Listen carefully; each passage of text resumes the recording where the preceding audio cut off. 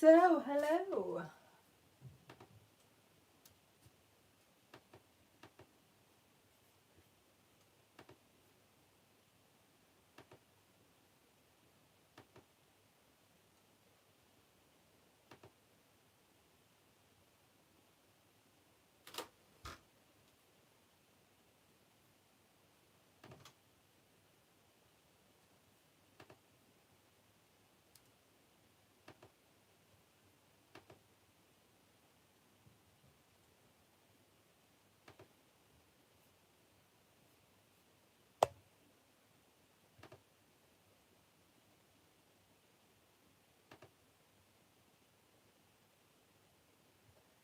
Hello, everybody. I'm going to try to work out. Oh, great.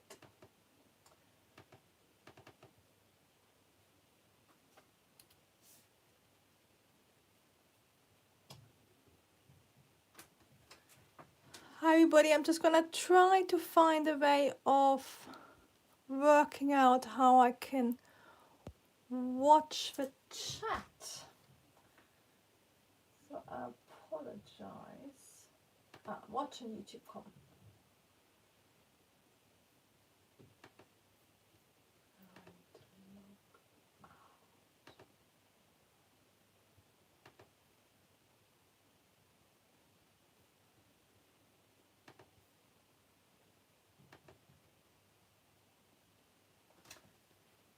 So, hi everybody, if you are watching on my YouTube, I can see maybe one of you is watching.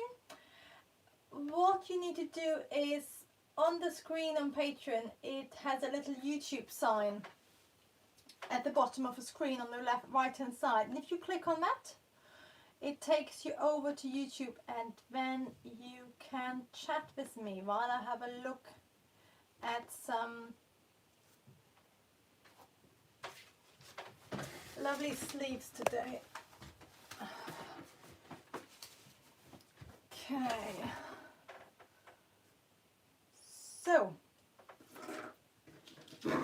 I'm gonna wait. Oh, hello everybody. I can see three. Oh, hello Astrid. Wonderful, you joined me over there.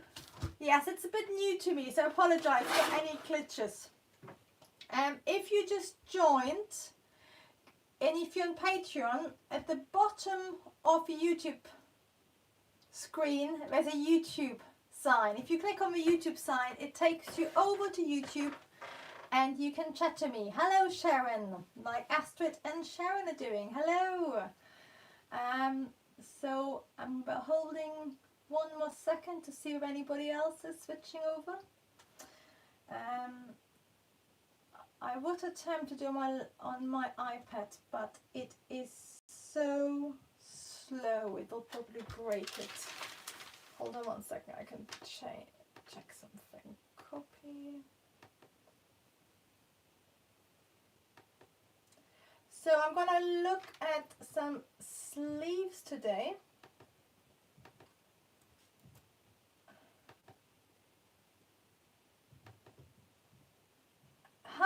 Hi Adele, I'm glad you could make it.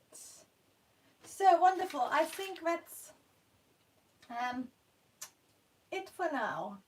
But I'm going to have a look at some sleeves. I've got lots and lots of sleeves for you. What I try to do is not chat too much and go through lots of them. Shall I give you a selection and you can choose? Would you like me to start with number 1, this one, or number 2, this one? You can, if you put in the chat 1 or 2, then I will do that one to begin with.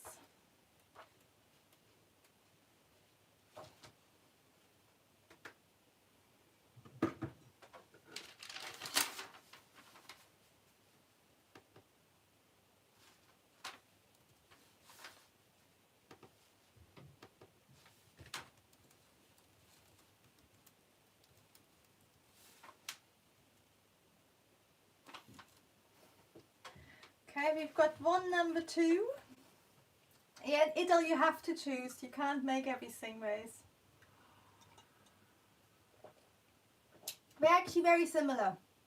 They just have different finishes. So what I can't, oh, Sharon can't decide either. Great, you're not being very helpful. So, oh, I'm quickly going to show you this. This is a Vionette full skirt pattern. 2 of you have asked me to make a drafting guide for Patreon, and it's a really bonkers pattern. So I actually had to make a sample for myself because I couldn't work it out. Okay, yes, I am very strict. So we are going with 2, I see. Idil, well done. So what's the great thing is they look really different, but they're basically quite similar because they've both got lots of volume at the shoulder. They're just finished differently. And I'm glad, Sharon, if you like number 2 as well. So let's have a look at it. This.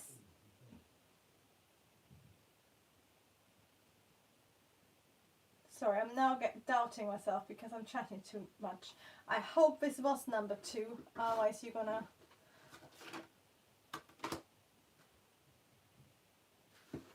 Get really angry, but I think it was number 2. I'm hoping so anyway. But they both work very similar.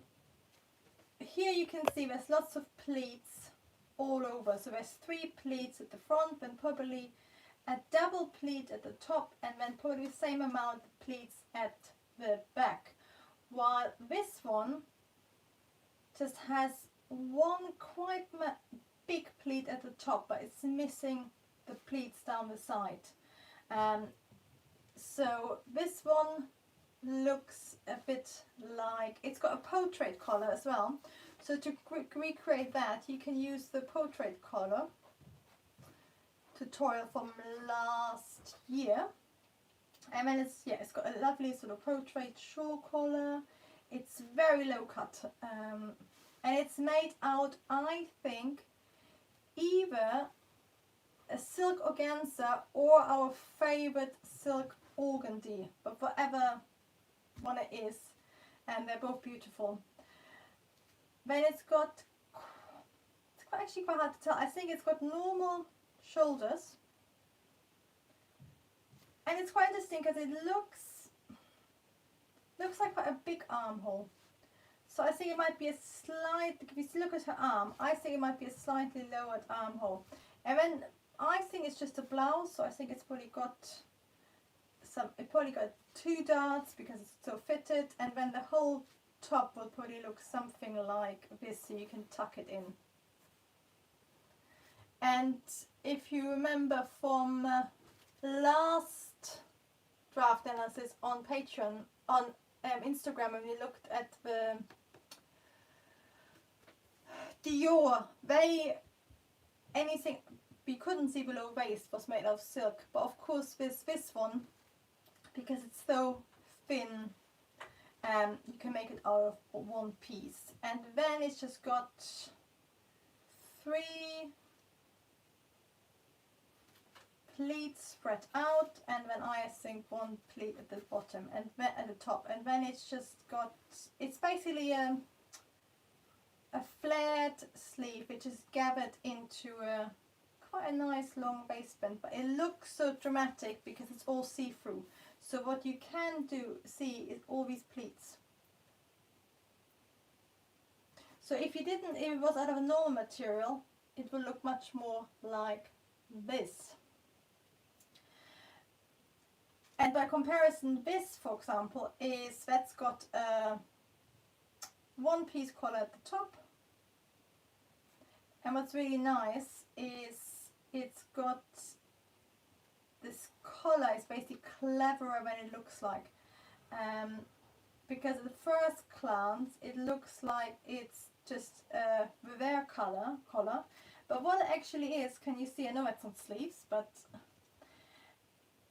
it's actually 2 pieces. So what you've got is a separate collar which finishes probably at the shoulder point, and then they've inserted a 1-piece collar on top. So it actually like looks underneath, it looks like this. So it's a very simple short collar which stops at the high shoulder point rather than going around the back. And then on top of it, they've put a one-piece shirt collar. So it's actually really clever and it makes it look really 3D. And then I think this has got lots of construction going on underneath. But then it's got a normal buttonhole, it's super fitted, it's got seams for all your fitting. And I wonder, because it's so fitted, there's probably going to be a second fitting line here as well, because it's got that sort of Dior look, like the bar jacket where it's just very accentuated. But then again, the sleeve in this case is just really flared, and it's got one pleat on top. So it's very similar. Oh, and Astrid, that's a good question about the extra bulk at the neck. That's where it gets really interesting. Because I was thinking about it. I think it's one of those collars. Because basically what happens is it gets inserted to here, which means you probably have to, if you think as well, this is your facing. So your facing would have to have a slit where it comes in, or it would have to finish. So normally, if I draw the block piece here, so this is how your front looks like, and then it falls down. And then normally your facing would look like that, this shape. But on here, from about here, you insert the one piece stand collar. So the facing would sort of have to be, I think, maybe be cut away like that.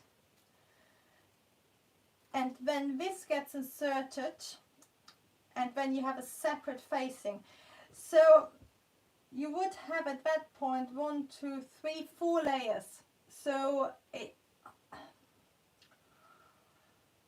what I can imagine is maybe the under collar of a one-piece collar could be a thinner material, but there is going to be bulk, and that's of course where it goes towards construction. It becomes quite interesting how you make it not too bulky. And I also wonder where this fabric, it's like a boucle, so it's probably thinner than we think it would be. So you probably wouldn't make this out of heavy coating fabric, you would make it out of suiting fabric. And then you could mount, the body is probably mounted on a tailoring canvas to give it that really tight fit. And then the sleeves are probably lined with something else. So that's where this sort of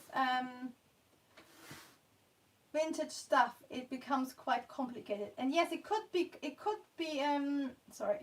detachable as well, which would be even more interesting and even more complicated to make. If it was detachable, you would have to have buttons inside. But I think that's always that's where actually the interesting stuff happens, because pattern cutting, it's quite easy, but it becomes interesting when you actually put it together. So I'm not quite sure. But I'm going to quickly show you this sleeve, both of these sleeves. Basically what you do is on your, I'm going to get my sleeves.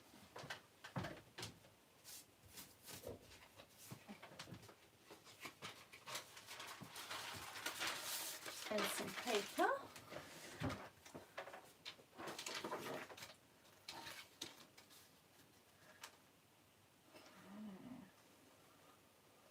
Oh, and for those of you who've just joined me, if you want to join in the chat, what you need to do on Patreon, on the bottom right of your YouTube screen, there's a YouTube sign, and if you click on the YouTube sign, it says watch on YouTube, and then you can join me over here and chat while I try to work it out.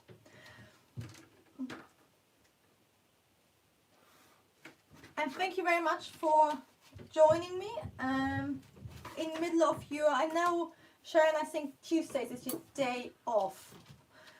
But you're probably busy with other stuff. And I know, Astrid, you're using this as a tea break, I think, or afternoon break. So thank you for joining me. And I guess, Idil, it's the evening for you as well.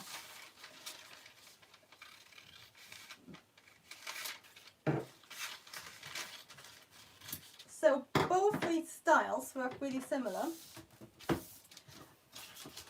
What you do is you cut a line across, and then you cut a line from your top shoulder point, and that's how you add your pleat for this one. So you just draw across, and then what you just have to do is, once you added seam allowance, you fold it shut how you want your pleat to look like, and then while it's shut you cut it out, and that's how you get the shape you needed, so you have the right seam allowance when it's closed. And then for the other one, and then of course at the same time, if you want to make it flared,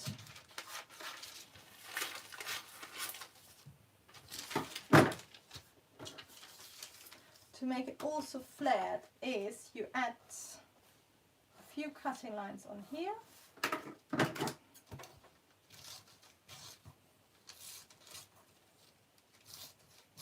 And label them as well. So, and then you just, while you're opening up, and then you also flare it out.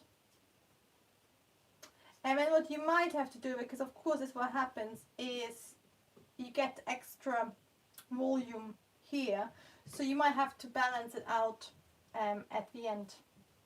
But that's how this one works. And then the organza one works quite similar. I think this is a, I have to look up again. I found this on Instagram. It's beautiful. It might be a part 2, but I'm not quite sure. But this one just has basically more cuts. So every time you want to have a pleat, you cut it, or slash it as it's called, and then you just insert a pleat into each of them. So you end up with a really big sleeve. And on this one, the bottom works exactly the same, but this time it's gathered into your cuff, which means I would make it longer as well, because if you make it your normal length, it looks really mean once it's gathered in, because it has to go back in again. So you actually, the length it takes to be gathered in is extra length to come from the outer to inner. So you just have to add that. But you can see the construction is quite similar. And what I do as well, I make these the patient choice for, I put a poll up for this week. I've got a tutorial on dress blocks planned for you, because lots of you asked me about how to use dress blocks and how to make sort of simple dress styles. So the tutorial just on dress blocks, and then next week I can do sleeves, or the week after, because I also want to do a really nice, I want to make a tutorial for this one as well, because lots of you loved that. But back to sleeves. Oh, I've got one more which is actually very similar. So this again, this is a contemporary one, and the seam are very kindly shared with you, and it's got really nice yoke. But can you see how here it's got the tiny little gathers, and that the construction is basically the same as this. So it's like a gathered sleeve hat, or a lack of mutton is a bit different, but it works exactly again the same as the last two methods. You just spread it out, but they've only spread it out at the top, the gathers, and then again you flare it out and you gather it into a cuff. So with more or less the same method, or the same starting point, you can create this style, that style, and this style. So that's what it's always really nice. Okay, Sharon, how curved would the bottom of the sleeve be? Just enough to. For this one, yes. Well, it actually. I'm gonna glue this down so I can show you quickly. It depends. Sometimes what you actually end up with is a slightly S-shaped sleeve. So I would, for your first 12, make sure these are all lined up and even, and then you have your top at the end. And then you might end up, I would just join them for now along the lines.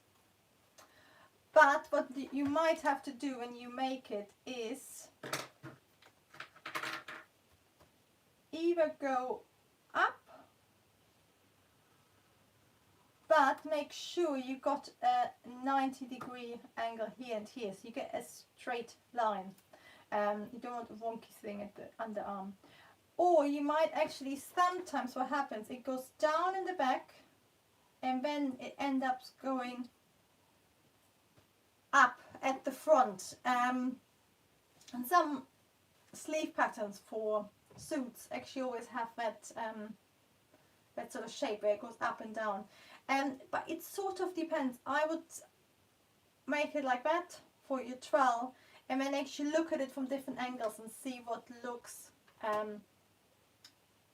most balanced. So if you're turning around, it should sort of look horizontal from where you're standing. Of course here it goes up a bit because it's so big, but if it isn't all straight, then at least it should be a smooth curve rather than dipping down or looking like it's drooping somewhere.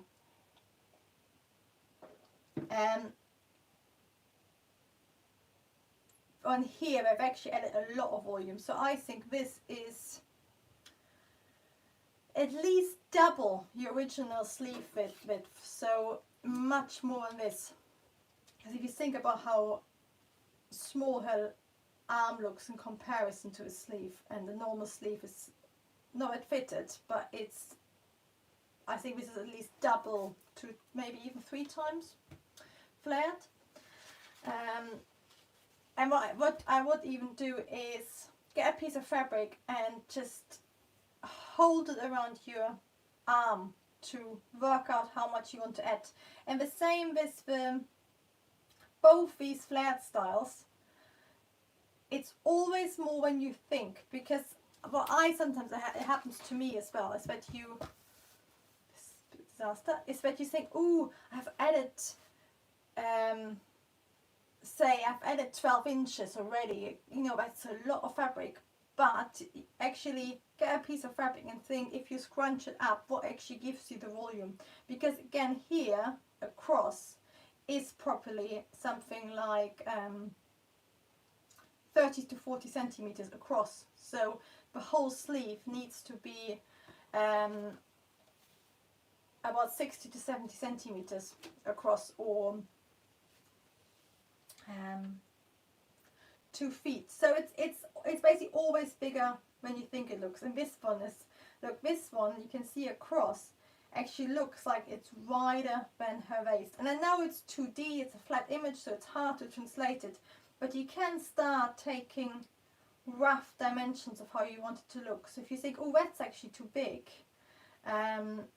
this is probably, that's probably about, because her waist is probably teeny tiny, so even that's 60 across, that'd be 30, so I think that's probably 50 across. So it's, with stuff like that, it's always better to make it slightly bigger than you think it needs to, because I think caution is good for certain things, but for those you need a bit of braveness. Okay, so which I've got to show you what else I've got.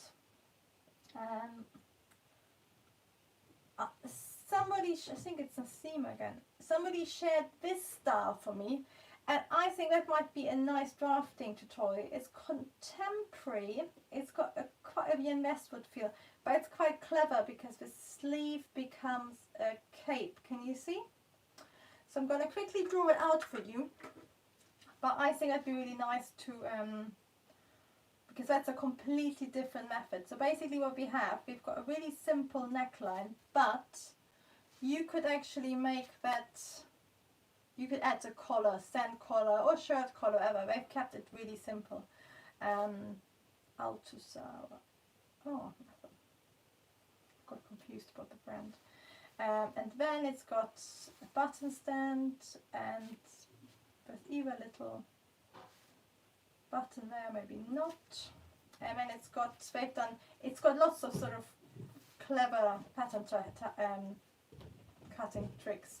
They've done a drawstring channel there, and then just either side of the button stand it opens up so you can put a belt in there. So it's got lots of lovely details, and then it's just a straight shirt dress, and there might be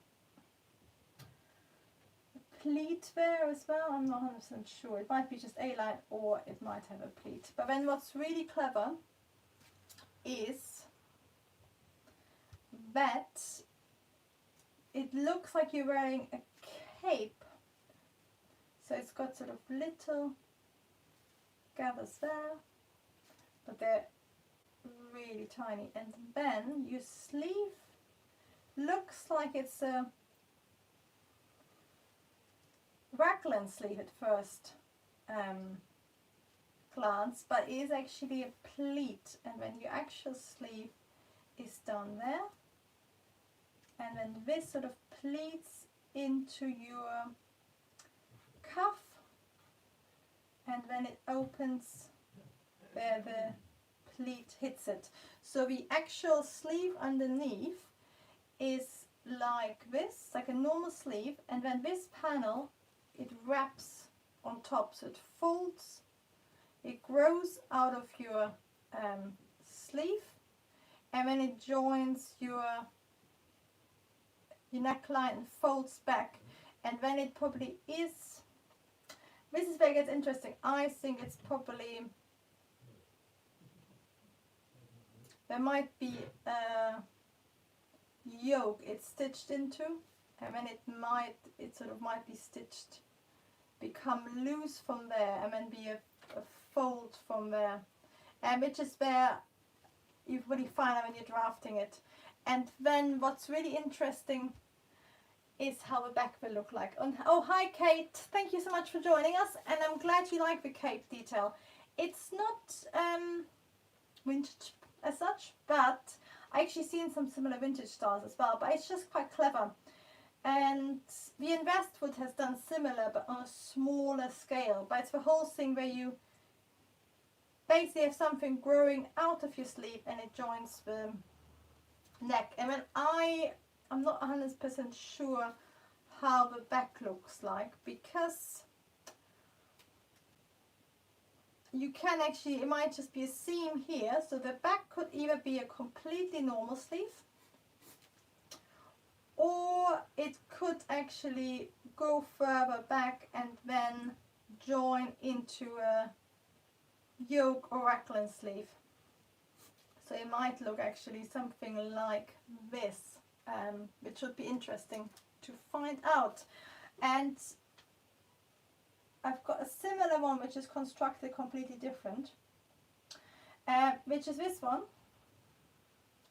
So some of you really love the capes, but this one is actually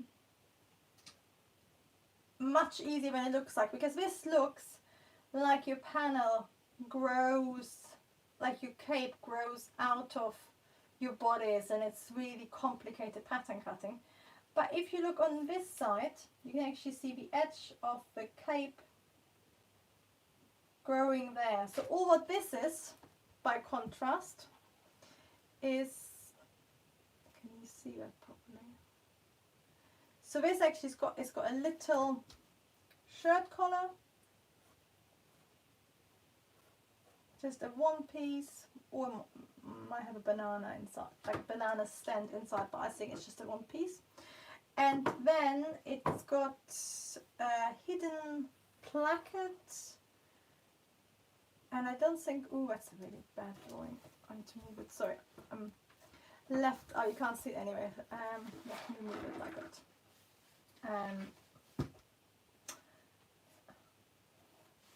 I think it, oh my god, sorry, my drawing is going slightly wrong. A lovely scrap over. Can you see lots of panels? So this is really big panels, and they're quite a beautiful fabric. It might be like a taffeta or something, but I think the panels actually look like this. So it's like a trumpet skirt, which we made on here last year. But then it's got this slightly, I think they've added this style line to make it look like the cape comes out of it, and that's then gathered into the neckline. So again, Astrid, there's a really big question about bulk. You're gonna basically end up with quite a bulky area around the neckline, because it's all gathered. So I just suddenly thought of the collar detachable as well, but I don't think it is. But it's again where you have to think about how you get that all into your neckline without it looking too bulky, whether you actually have underneath a little sort of yoke so it doesn't gather straight into the collar. And then I think it's actually the cape on top is just a separate cape which goes round the back. And I think when the top itself just is a normal sleeve line. So that would be the easier way to drafting it, and I think it looks like it from the line there. But you could actually use the same method you use here. So instead of a line, this could actually become a fold line which gets put into a yoke on your underbody, and then it sort of wraps out. So both ways work really well.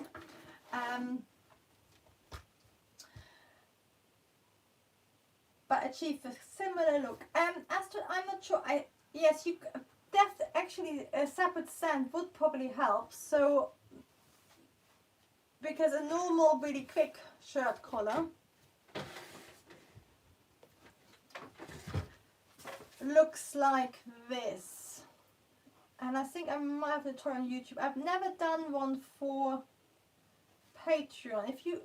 I've been thinking about it. Would you like a series on basic collars? Because I always used to teach them to my students in real life, but there's quite a lot of stuff YouTube out there. So, but if you want some tutorials on sort of different stand collars, let me know, because they are quite useful.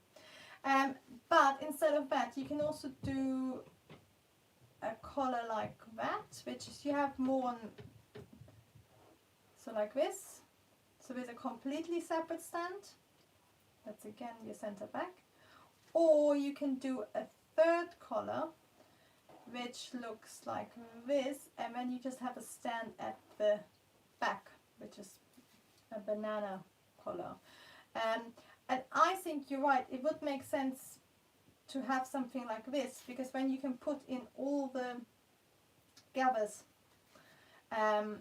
into that seam line, because I'm going to draw it without the collar on it for you, because the neckline is something like that, and then it's got lots and lots of stuff gathered into it, and it's got 2 layers. So I imagine this is quite a thin, this looks like a silk or cotton, either cotton shirting or silk. It looks quite taffeta like, but if it's 2 layers and it's gathered in, it's quite nice gathers. It's not just a few. So you got sort of 3 layers basically getting in, and then you have your collar on top. I wonder whether they don't have any facing, because if you have an extra facing, that adds an extra layer. But if you basically treat the dress itself as the facing, and then of course the cape goes on top, you only have 2 layers so to go into your stand. But a stand would make it easier because you can control it more, because otherwise you end up with lots of bulk here, and it sort of will distort your shape a bit. But if it's only in here, you've got a seam on top of your stand to control it all. So good idea, which is why I love these live drafting analysis, because they make me think. What I'm gonna do, I've got quite a few more. I quite like this, but actually, are you interested in this one? Because it's, I think this might be more interested construction wise. It's quite a pretty detail. I think I'm gonna put it up to the pole because it's got 3 different options. Oh, Kate loves this. Okay, so I definitely look at that. This is a vintage pattern from, I imagine, the 50s. But what is quite nice, they got lots of different options. So I think you're more interested in neckline. I was going to talk about the neckline. It's interesting. And ideal. So how about I do a separate drafting analysis on that one, where I actually look at the whole style, because it's got lots of really interesting details, but it might actually be more about dart manipulations as well. So I'm going to look at that. I might look at it on Instagram and then share it on here as well. But I think because it's both how you can add your collar, you can have this, you can have this pleated sleeve which doesn't get fitted onto anything, which makes it interesting, and the pleated neckline, and then this really relaxed neckline, which I love. So I'm going to do a separate tutorial for that. But I've got 2 more. I've got this, which is completely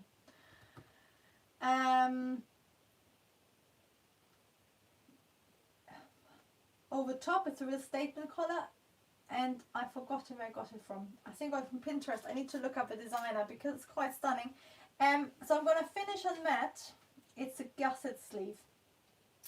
But I quickly wanted to show you something at the complete other end, which is this top.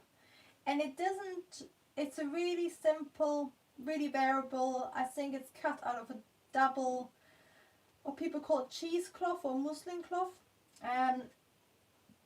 So you can see it's very relaxed, but what I like about it is how it's quite cleverly cut.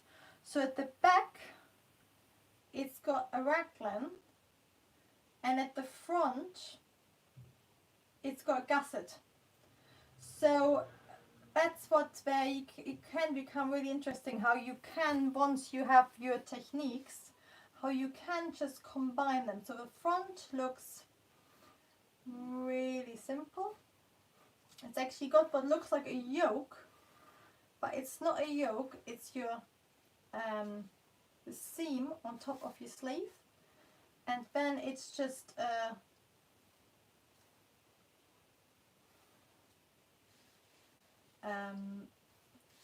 gusset, sort of raglan. Actually it's a raglan sleeve, sorry, I would do it, because it's got then a really high empire line.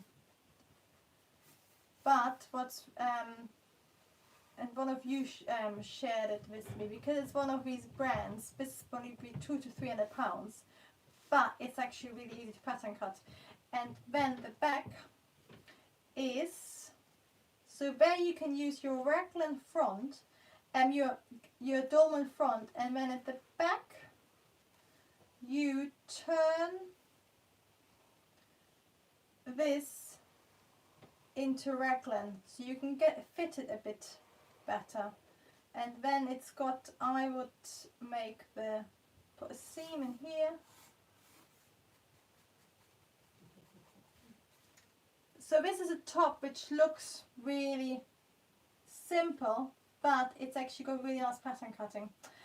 So that's what I want to share with you. So the top has got a dolman sleeve, but because you always have a seam, and whether that's moved forward is on the shoulder, your back doesn't have to be the same. So the back can actually become a raglan, or even some sort of gusset shape. So it's sort of how we can use similar methods and create really different styles. So this is really variable and contemporary, and this is completely the other way. Ooh, sorry Kate, I've just seen your comment. Is this, for this one, the V-neck?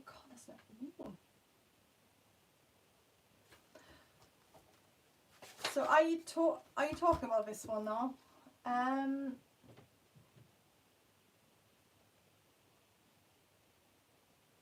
So there, you mean, so you have a V-neck, and then you have to think about, and then you add a, do you mean a stand collar, or do you mean the one which is cut out of a bias? Yes, the top, okay, great. So it looks more like, oh, so instead of opening, it's just shaped. Okay, I get it. So then, if you, yes, that would look really nice. So you could actually add a stand collar. I'm going to draw it again because this is becoming a mess. So what you can do is you can either use the stand collar method, but just add, do it on a V shape. So normally when we do a stand collar, getting my blocks for you.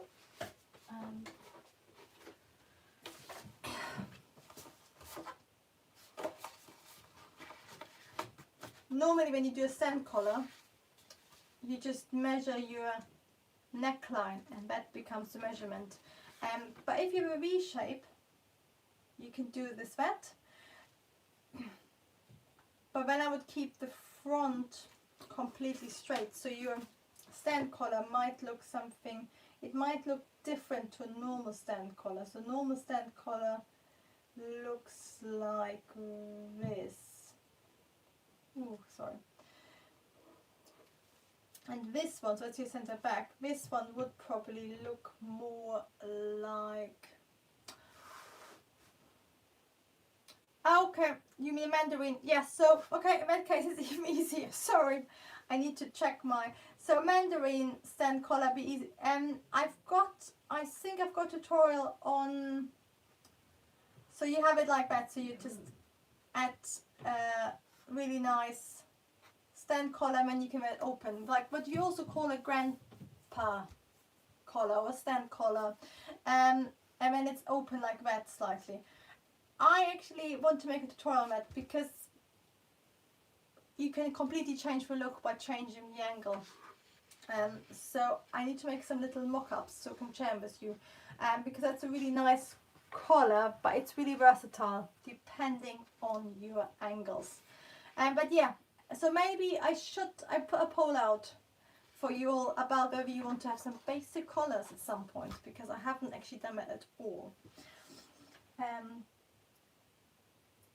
But to finish off, I wanted to look at this one if you're happy to, because I'd love to see the front of this one, but we have to go with the back. I'm going to draw it on the front just because it's probably identical. But what is really good, but you can really see how it's basically, it's a, you can,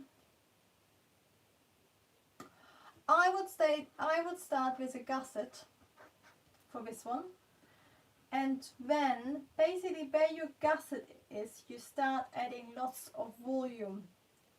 You put that seam in and you add this sort of insert, but I think this insert then also adds at your gusset. So you could do it this way, or another way which might be easier would be to go with a dropped shoulder, but I prefer, I think I would do with a gusset. So what you, actually let's draw it from the back so I'm not making up stuff. So this is your, it's got a really nice, simple, again, one piece or two piece collar, and it's got top stitching. This style is all about top stitching, and it's quite interesting because it looks quite, not handmade, but it's sort of, can you see the stitching here? It's sort of slightly, it's sort of quite a thin thread, or it looks like it. And what it has got is lots of panels, can you see? So it's got one panel here, one panel there. Then you've got your shoulder line, and then there it, so halfway down her top arm, it becomes a panel. So rather than becoming a gusset sleeve, so a gusset sleeve would be something like this.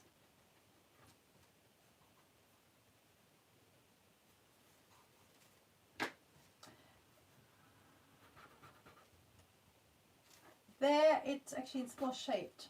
So basically there it hits the gusset overlap, is where the volume starts. And I think if you remember our statement gusset from last week before, how we used the bodice piece to create all the movement and volume underneath the arm. I think on this one, this bit basically does the same. So it's, the sleeve is flat on the side, and I would love to see what happens down there. I think it might be just sort of gathered into a cuff, but then where the, I'm going to draw it in red so you can see it goes on top, where the gusset is, the tip of it, it basically got this sort of double pleat. So it's got one pleat, and then it's got sort of a pleat in there, and then it goes back to there, and then the same happens at the front. And this one is properly really deep. It might be something like that. And then the whole thing goes right into the tip there, as that's what I think it's also creates a volume of the gusset. So I think it's one of those styles, yeah, you would start by doing your gusset. So you overlay your sleeve and your front bodice, and then you draw your shape in, and then that properly becomes like that. So that's your coat, which of course you flare up as well. But then you take just this bit and you add lots of volume into this point. So the basic method is probably actually easier than it looks like, because this collar, this sleeve, when I first saw it, it sort of becomes, it's so sculptural, it's quite hard to work it out. So I think the actual basic construction is really easy, where you then have to really maybe play around this is how you get these pleats in there, and you would definitely have to make maybe even drape it or trowel it. But I thought it's one of those sleeves where it's just, even if you might never wear it because it's so out there, it's quite good fun, for your own skill set, just working out how it works, and then think, okay, I might not make that style, but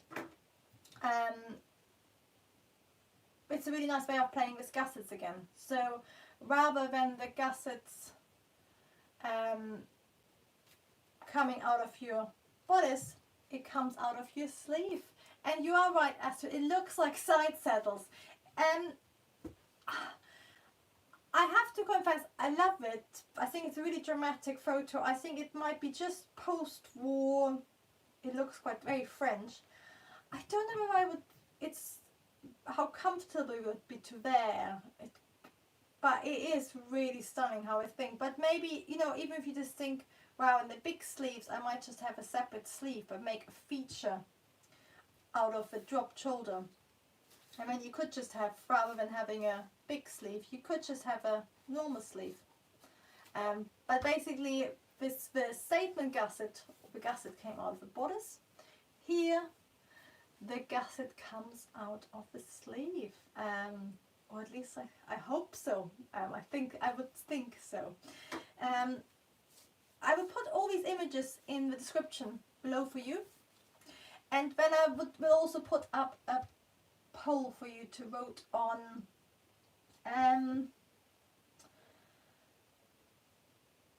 So I'm just thinking, I think this one I will do separately because I think I want to do the whole bodice rather than just the sleeves. But I might put up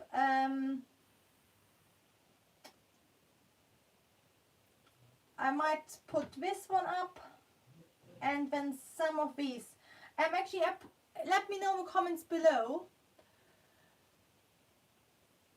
which one you like best. I'm happy to put them all to a poll. It's just more choice for you. And yes, Astrid, you're right. This annoys me with the photo, but I would like to know how the front looks like, and I would like to know how the sleeve ends, because I assumed it all goes back, but it could actually be that the sleeve is just straight and she's just bending up her sleeve, which would actually be more flattering, I think, if we just sort of had a straight sleeve with just these really deep pleats. I will try to find, I think it was from Instagram. Oh, thank you for joining me, Idil. I'm gonna finish in a second anyway because it's nearly 9 o'clock here. But yes, thank you so much everybody for joining me. I'm glad you could make it. I will try to do this once a month, so it's a nice balance between getting to chat to you, but also I know people in different time zones can't always join me. So I will share this recording to Patreon. It might even come up straight away, and then I will put a poll up for you to vote on tomorrow. But that's it for me for today, and thank you so much for joining me. I hope you enjoyed this.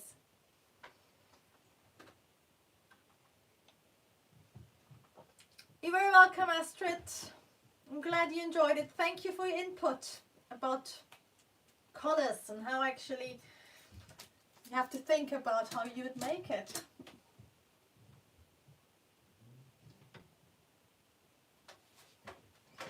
Bye bye everybody. Bye Sharon. Bye Kate. Bye Idil. Okay. So let's see.